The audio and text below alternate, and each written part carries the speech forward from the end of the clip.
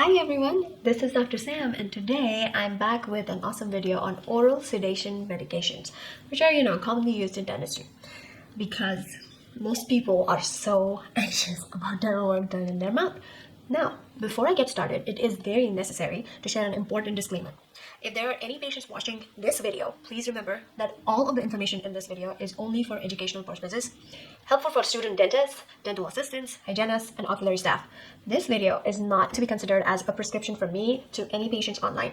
For any dental concerns or prescriptions, when needed, please visit our office or your dentist's office in person. Now, for mild to moderate oral sedation, there are a lot of instructions that we need to give the patients before they come in for these oral sedation appointments, where they take certain medications at bedtime or certain medications an hour before the appointments. And all of those instructions I will be discussing in another video. This video is solely dedicated towards the medicines associated with that process. So the drugs for mild adult conscious sedation, we have 3 antihistamines which can be used for oral, mild conscious kind of sedation. One is Benadryl, one is Phenergan or promethazine, and hydroxyzine or Mysteril. And they all come in different strengths, which can be used for adults, but as well as kids. Okay, usually Benadryl is most commonly used for kids, and I will discuss the pediatric dosage for mild sedation for kids as well. These agents are used for short-acting treatment. So if a patient has super anxiety, like a kid patient has a lot of anxiety, and you need to do a short appointment, a Benadryl is a good idea. It gets cleared from the body in a very short duration of time. Phenergan, about 25 to 50 milligrams is a good idea to start with. Again, the third option is Mysteril, about 10 to 100 milligrams. We need to remember that all of these antihistamines can have certain anticholinergic effects. Some of them which are good for us, like for example, dry mouth. A little bit of dryness in the mouth or reduced salivary flow is desirable during dental appointments. But blurred vision, dry eyes, constipation, urinary retention, dizziness due to drop in blood pressure on standing up, or postural hypotension, or confusion, heart rhythm disturbance, etc. are not really appreciated, are not something we look forward to. But dry mouth is something which is fairly good for dental usage. Now, if there is any kind of overdosage with Benadryl or Phenergan, what happens? There'll be dizziness, drowsiness, fever, hallucinations, confusions, trouble breathing, slurred speech, fast heartbeat, flushing, and warmness in the skin. One very important thing to remember is for kids under 2 years, we do not do Benadryl unless given by the patient's pediatrician. Okay, usually Benadryl is avoided under 2 years of age. And also, it needs to be avoided in cases with severe respiratory depression, myasthenia gravis, hyperthyroidism, glaucoma, enlarged prostate, hypertension, urinary tract blockage, increased heart rate, heart failure, severe dry mouth, hiatal hernia, severe constipation, liver disease, and Down syndrome. Now, what we need to remember with these things is that even though the patient is given oral sedation medications, local anesthesia is always needed for these patients. The syrup formulations are usually given to pediatric patients. So usually when the syrup formulations are given, they're given along with some apple juice to mask the bad taste of the medicine. And it's given about 1 hour before the procedure. These ones we use in treating allergies in adults, usually at bedtime, because they cause so much drowsiness. So in lesser concentrations, they can be used for as anti-allergics, and at higher concentration, they can be used as sedative agents. Okay, so let's see what concentrations we can do for pediatric patients. Now, if the child's weight is anywhere from 20 to 24, then these are the concentrations that you can see for all of them. So this whole chart is very good. It gives a description of how much amount of medication we can be given in children. Now there's also promethazine, which was the second medication of the antihistamines. In promethazine, again, the same pediatric dosage preoperative, about 1.1 milligram per kg orally. You need to give it once, and the maximum dosage can be about 25 milligrams. Okay, and this is also for mild sedation, but always above 2 years and older. Okay, now let's go for the drugs for moderate conscious sedation in adults. What do we give in those situations? And these are some of the most common drugs, which are Triazolam, Lorazepam, or Diazepam. Now, while benzodiazepines act as sedatives and anti-anxiety drugs, some are highly targeted drugs at areas within the brain which focus on sleep, and others act in more specific way and target fear centers in the brain. In most cases, higher doses act as sedatives and induce sleep, while lower doses reduce the anxiety. Higher doses will be sedative. So benzodiazepines are also CNS depressants. That is, they can lead to decline in the blood pressure and the breathing.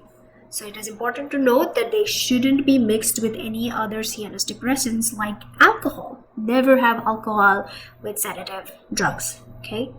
Always know your patient's top dosage, and that can be calculated based on a formula which I will discuss in the next slide. Okay, and this calculation for how much a patient can receive without being overdosed should be done before the treatment, so that you do not possibly administer an overdose, because overdoses could lower the breathing for the patient and dangerously cause death or coma.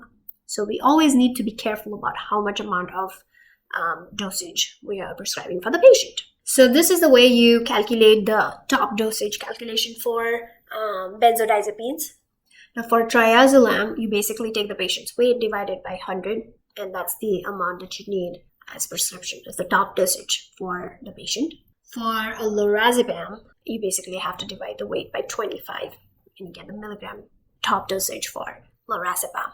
And always we have to start with a conservative approach. That means we start with the least amount of dosage and then go higher until the top dose. And if the patient is not getting sedated even after that top dosage, then an IV sedation is recommended. An overdose of triazolam can occur at as less as 2 milligrams. So it's very important to get those dosages appropriately, okay? Because the tablet size is like 0.125 or 0.25. 2 milligram top dosage is like 4 tablets. So this is also like an easy chart to remember the dosages. And all the weight calculations are for ages 41 to 64 years in this form. So if the weight is about 110 or 50 kilograms, then in a young patient you can go high up till about 0.34. If the weight is about the same and the patient is 41 to 64 years old, then the top dosage would be a little less. And 65 and older, the top dosage will even be lesser by 50%. The average dose is the one in 41 to 64 years. For 18 to 40, the dose increases by 25%. And for 65 and older aged people, the dose decreases by 50%. It's the similar situation for lorazepam as well. So let's see an example in the clinical usage for triazolam in adults with average weight and in the age group of 41 to 60. Now, if you're using a triazolam strength 0.125 milligrams tablet, then since the max dosage can be about 0.5 milligrams, you can only go to about 4 tablets in the entire time duration of your sedation appointment. If you consider a 0.25 milligram tablet, then you can only have 2 tablets as the maximum dose. Don't go beyond 2. What about diazepam? Now, diazepam has a really long-acting half-life, really long half-life. So, 2 tablets of 5 milligrams, take it away. If it is a 10 milligram tablet, you can take 1 tablet 1 hour before the appointment. Or if it's a 5 milligram tablet, then you can take 2, about 1 hour before the appointment. The max dosage for a diazepam is about 10 milligrams. So you can now overdose of benzodiazepines. Now, usually if everything is managed appropriately. Do not OD. Remember, please do not overdose for these medications. Overdose of benzodiazepines can be avoided if you follow all the instructions properly. But what to do when there is overdose? In rare situations, if it does happen, what to do? Well, we have a drug of choice which reverses the overdosage of benzodiazepines, and that drug is called as Flumazenil. Now this Flumazenil, the brand name is also called as Romazicon. You always need to have this ready on the side during a sedation appointment. Okay? And this can be given IV bolus. If there are no IV skills, then give intramuscular in both the arms on the deltoid muscles. Give about 0.6 to 1 milligrams Flumazenil IM, and the volume is 6 to 10 milliliters. And the onset of action for this reversal agent is about 1 to 2 minutes. And it acts basically because Flumazenil is a benzodiazepine receptor competitor. So it basically reverses the unconsciousness before the hypoxic brain damage happens from hypoventilation. But it does have a lot of side effects too, like headache, dizziness, nausea, vomiting, like pain where the medicine was injected. Sometimes it may cause seizures, especially in people who have sedative addiction, withdrawal symptoms, or recent antidepressant overdosage. So as far as possible, avoid overdosage, but in case overdosage happens, Flumazenil can be used. Now, what to do in patients who cannot take benzodiazepine sedation? Well, there's another alternative, which is the non-benzodiazepines. They are certain agents which are chemically different from benzodiazepines, but they are very similar. Essentially, they are benzodiazepine agonists. The example for them is Ambien and Sonata, Zolpidem and Zalflon. And the dosage range is again similar, 5 to 10 milligrams and 5 to 20 milligrams. But the onset of action for Ambien and Sonata is like 30 minutes. Okay? It's also very short acting. So they're not contraindicated in pregnancy. So just in case if a very anxious pregnant patient arrives and we don't want to do benzodiazepines, we can try doing the emergency treatment just in case if needed with non-benzodiazepines as well. Preferably do the treatment only during the second trimester. But sometimes patient can be in severe pain with something and it may be needed. So these might be better to be used at that time because women are at a greater risk. So lower dosage of about 5 milligram in patients with depression, suicidal thoughts, or hallucinations is preferred. And they're all good for short 1 to 2 hour appointments. Now, this is a very important slide because it tells you about the selection of the medication. Okay, it is important for the clinician to basically choose the sedative agent that will best suit the patient based on the patient's age, weight, and medical history, rather than mainly solely based on the length of time required for the dental treatment. Since all patients will react differently to medications, it would be prudent to start with shorter appointments first and then go on to more invasive, longer appointments. Try to figure out from the patients if the sedation that they received was adequate. And if it was, then continue the same dosage. If it wasn't, you may need to increase the dosage for the sedation.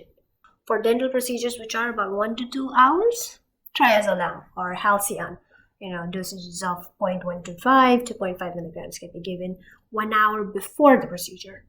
And for longer appointments, like 2 to 4 hours, a longer acting benzodiazepine like Lorazepam or Ativan may be prescribed. The antihistamines have also been used as sedatives for short to long acting dental procedures. For kids, Benadryl is the best. Hydroxyzine, Atarax with longer half-life than diphenhydramine can be given in dose of 50 to 100 milligrams 1 hour before the appointment.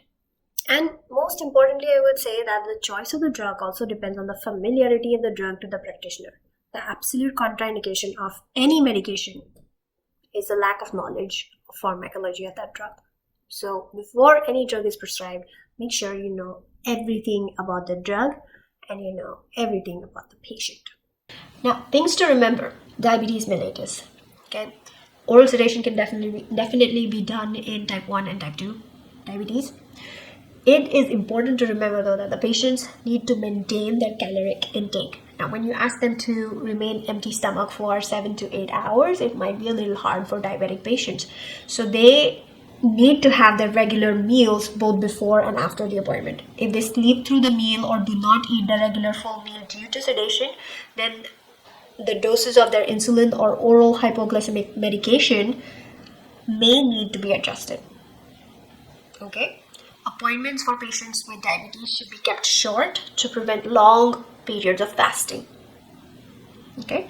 Keep in mind that signs and symptoms of hypoglycemia such as altered mental state and fatigue can easily be confused with exaggerated response to CNS depressants. That's why we need to have them on their regular diets.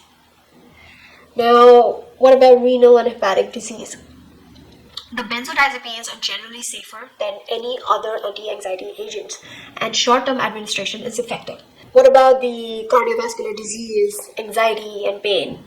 Anxiety and pain increase heart rate and leading to an increased oxygen demand of the myocardium. With coronary artery disease, this increased oxygen requirement may not be met, and it can cause an episode of angina. So the use of sedation as well as excellent pain control during and after the appointment are of increasing importance for these patients, because when they're stressed, they need more oxygen, and if it's not there, they can have angina. So these patients often benefit from oral sedation due to their decreased stress of the appointment, especially during long or traumatic appointments. Adequate pain control through profound anesthesia as well as post-operative pain control with NSAIDs and opioids may be important for these patients with cardiovascular disease.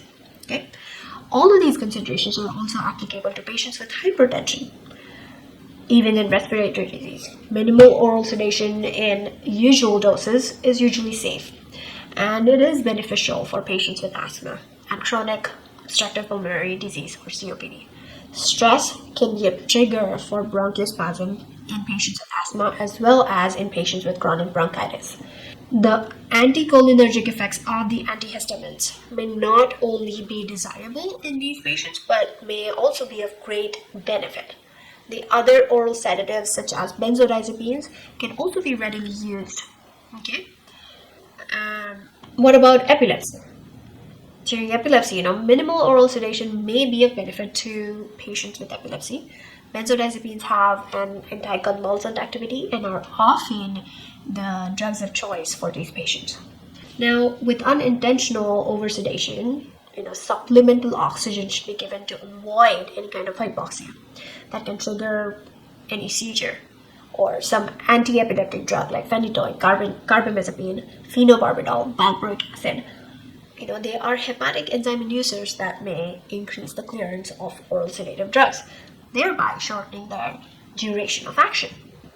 What about obstructive sleep apnea? This is an important one. Okay, obstructive sleep apnea affects 2 to 4% of middle-aged adults. It is defined as apnea, events lasting 10 seconds or longer that occur about 5 times or more per hour during our sleep time. And OSA, sleep apnea, can lead to hypoxemia, hypercarbia, polycythemia, systemic and pulmonary hypertension, right ventricular failure, a lot of it. During rapid eye movement or REM sleep, the muscles that usually stent the airway open are relaxed, and this results in significant narrowing of the airway. And the patients with OSA are extremely sensitive to CNS depressants and are at risk for upper airway obstruction, even with minimal doses of these drugs.